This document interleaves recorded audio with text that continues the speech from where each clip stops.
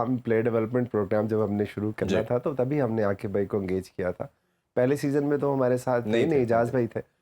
तो उसके बाद जब उनको ये ऑफ़र आई और एनसीए की ऑफ़र आई कि जी वहाँ पे उनको डायरेक्टरशिप है, तो मैंने कहा आकिब भाई पाकिस्तान के लिए जान भी हाजिर है, आप जो काम लाहौर कलंदर्स अपनी फ्रेंचाइज के अंडर करता है वो प्लीज नेशनल लेवल पे कर दें। आकिब भाई से एक जो रिलेशन था लाहौर कलंदर का खास तौर पे आपका है। हाँ। लेकिन वो रास्ते थोड़े से जुदा हो गए ना, वो टीम को सर्व कर रहे हैं। बिल्कुल नहीं। तो उसका ये मेरा क्वेश्चन ये है कि एक तो ये कि उनके बगैर अब ये जो आपका ड्रेसिंग रूम है या जो टीम कम्बिनेशन है, ऑब्वियसली एक बंदा 9 साल लेके चलता रहा हो, अभी इस दफ़ा नहीं है, एक तो वो कैसा है और अभी आप लोगों की आपस में क्या बातचीत होती है कि नहीं?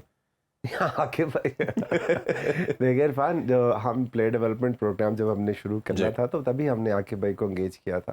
पहले सीजन में तो हमारे साथ नहीं इजाज भाई थे। तो उसके बाद जब उनको ये ऑफ़र आई और एनसीए की ऑफ़र आई कि जी वहाँ पे उनको डायरेक्टरशिप है, तो मैंने कहा आकिब भाई पाकिस्तान के लिए जान भी हाजिर है, आप जो काम लाहौर कलंदर्स अपनी फ्रेंचाइज के अंडर करता है वो प्लीज़ नेशनल लेवल पे कर दें। बिल्कुल ऐसे ही। और मैं नहीं समझता कि इस मुल्क में टैलेंट की कोई कमी है और हीरो बैठे हैं 7 सेकंड करेंगे, अपॉर्चुनिटी की कमी। सो वो बेसिकली हमारा ही काम जो है वो नेशनल लेवल पे जाके करना था उन्होंने।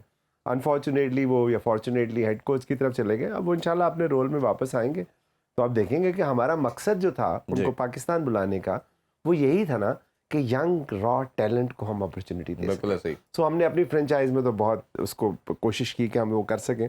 अगर नेशनल लेवल पे हो जाए तो और क्या चाहिए। बिल्कुल। और अच्छा एक ये चीज़ भी है कि अक्सर ये सुनने में आता था कि जब लाहौर के अंदर हारता भी था तो यू वर द मैन जो कहता था कि आकिब भाई को नहीं छोड़ना, और समीन भाई आपको शायद कहते थे, ये इंसल्ट मैं आपसे अब जो हमें तक उससे मैं कहता था नहीं छोड़ना तो वो कहते थे कि नहीं हमें कोई और ऑप्शन भी देखनी चाहिए। तो उस हवाले से बताइए क्या वाकई डिस्कशन आती थी, कंटेंशन थी? बहुत ज़्यादा इरफान, बहुत ज़्यादा आकिब भाई के खिलाफ जुलूस भी निकला है लिबर्टी में।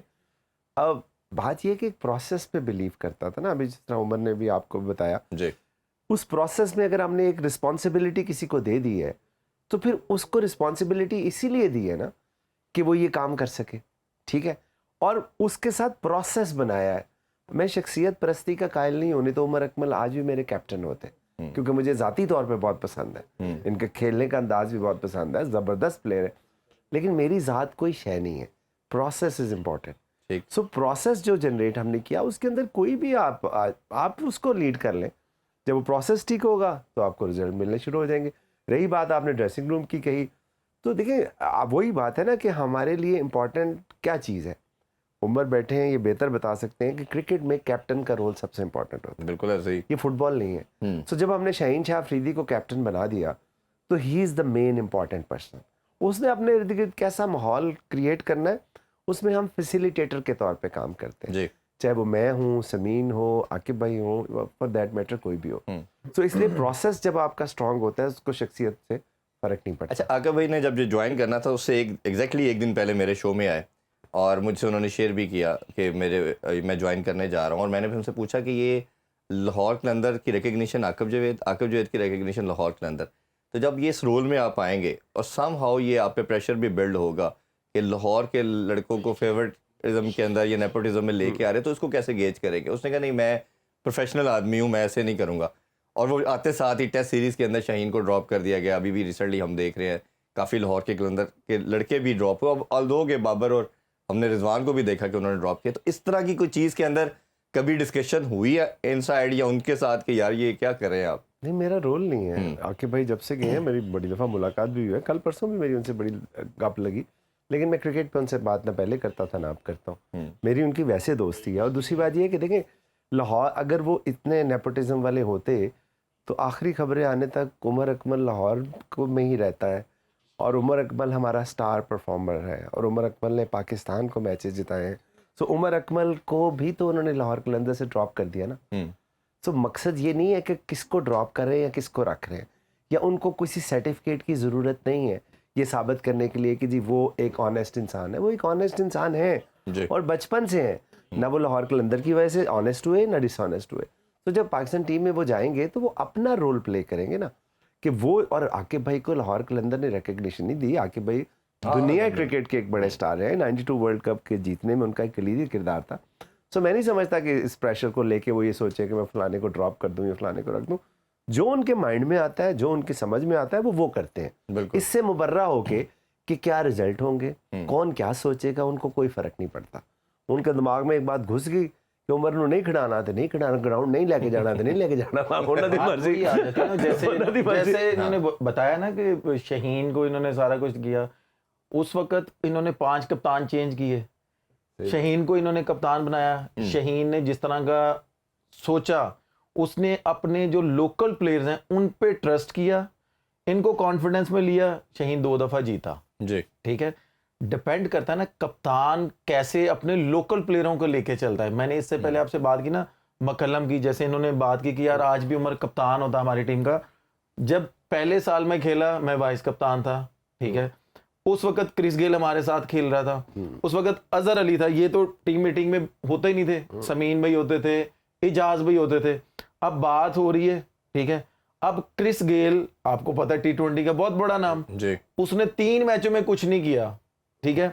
अजहर अली उसके साथ, मैं अब आपको बताता हूं, हंसी वाली बात है, ये भी हंसेंगे कि अजहर अली कप्तान है, उसने 3 मैचों में कुछ नहीं किया, यानी कि वो उस तरह का डिलीवर नहीं कर पा रहे थे, क्योंकि आपको पता है स्टार्टिंग में दुबई में होती थी T20 का तो प्लेयर, ठीक है। अब अजहर अली इतना टाइम ले रहा था सर्कल में खेलने का कि मुझे एज ए प्लेयर मुझे भी गुस्सा चढ़ता था कि यार तू कप्तान है, फ्रंट से लीड कर, तुझे किस चीज की टेंशन है, ना तूने मैच बाहर बैठना है, ना कोई लेना ना कोई देना, तू जा सर्कल भाई यूटिलाइज कर। अब उससे 3 मैचों में कुछ नहीं हुआ ना, तो वो उसका सवाल क्या था कि हम क्रिस गेल को बाहर बिठाएंगे। जब उसने ये बोला ना तो मेरी हंसी निकल गई। मैंने कहा यार अजहर, दुनिया क्रिकेट का वो बादशाह T20 का वो 150 करता है, 200 करता है, उसके 10 हैं, वो 3 मैचों में कुछ नहीं कर रहा। लाहौर कलंदर ने उसको सबसे ज्यादा पैसे दिए हैं, कैसे तू बाहर बिठा सकता है? अगर वो ना भी खेले ना, दूसरी टीम पे वैसे ही प्रेशर होता है। इतना सख्त टैलेंट था, कंपटीशन था कि आप मानते हैं इस चीज को आती भाई? मैंने कहा वो ना भी खेले ना तो आधी टीम वैसे ही डर जाती है, क्रिस गेल को भी आउट कर, आइकॉन प्लेयर। मैं वही कह रहा हूं, मैं कहा यार क्रिस गेल को वो उसका नाम सुन के कहते हैं यार इन्हें कौन आउट करेगा? कलंदर की टीम की खूबसूरती है वैसे, ये अगर ना आउट हुआ ये तो सिंगल हैंडेड ले जाएगा। कलंदर की टीम की खूबसूरती है, बड़े नाम नहीं चलते इधर, मैं नहीं चल पाया, ये नहीं चल पाया, उमर इकबाल चला है, उमर इकबाल लेकिन भी बड़ा नाम है हाँ, लेकिन वो जो अनसंग हीरो होता है ना, वो आके इधर ज्यादा परफॉर्म किया। सिकंदर रजा माशाल्लाह वो बड़ा जबरदस्त कर रहा है। जो मैं इनको एक एज ए छोटे भाई मैं एक इनको मशवरा दूंगा, नो डाउट ये इंटरफेयर नहीं करते, लेकिन क्रिकेट पॉइंट ऑफ व्यू से मैं इनसे एक ही रिक्वेस्ट करूंगा कि अगर एक सीजन उस बंदे पे मुश्किल टाइम भी आए ना तो उसको ना छोड़े मेरी तरह। उसका नाम है कलंदर का सिकंदर। ये आप नाम डालते हैं ना, वो असल में ना जब प्रॉब्लम होती है ना आती भाई, जब हल्का सा टफ टाइम आता है ना, टफ टाइम आता है तो वो हर प्लेयर पे होता है, हर फ्रेंचाइज पे होता है कि नहीं यार, मैं एज ए क्रिकेटर आपको बता रहा हूँ, क्योंकि मेरा एक्सपीरियंस, आपका बिजनेस में ज्यादा एक्सपीरियंस होगा, सारी चीजों में, ग्राउंड में मेरे से ज्यादा नहीं होगा, ठीक है। लेकिन वो जिस तरह का पैकेज बन चुका है ना इस टाइम दुनिया क्रिकेट में, इस तरह का पैकेज आपको वो नहीं मिलेगा। मैं आपको सही बता रहा हूँ, मेरा तो बर्फ के गोले लगाने वाला एक्सपीरियंस है ग्राउंड में। नहीं, बात ऐसे करते रहे कि फखर, जैसे आप फखर की बात करते हैं, देखें जैसे आप फखर की बात करते हैं, उसकी बात करते हैं, लेकिन एज ए फॉरनर प्लेयर मैं आपको बात कर रहा हूँ कि अभी वो यंग है, उसकी एज है, हर प्लेयर पे अच्छा बुरा टाइम आता है। अगर एक सीजन में हल्का सा भी मुश्किल टाइम आए ना, उसको ना छोड़िएगा, क्योंकि इस टाइम वो आपका बड़ा अच्छा पैकेज बना हुआ है। उसको अगर जरूरत पड़ती है ना, उसको नहीं टीम को, अगर पहले बॉल पे जाके छक्का मारना है तो वो जाके ट्राई करता है, उसमें कामयाब होता है। उमर, हम उसके लिए जिम्बाब्वे चले गए, सिकंदर रजा की इनविटेशन पे हम गए थे ना, वहाँ पे हमने प्लेयर डेवलपमेंट प्रोग्राम रन किया, थैंक्स टू सिकंदर, उनसे कॉन्ट्रैक्ट किया, उनके बच्चे यहाँ पे आए, हमारे 5 बच्चे जो हैं जाके उनका डोमेस्टिक सीजन खेलते हैं। It all credit goes to Sikandar.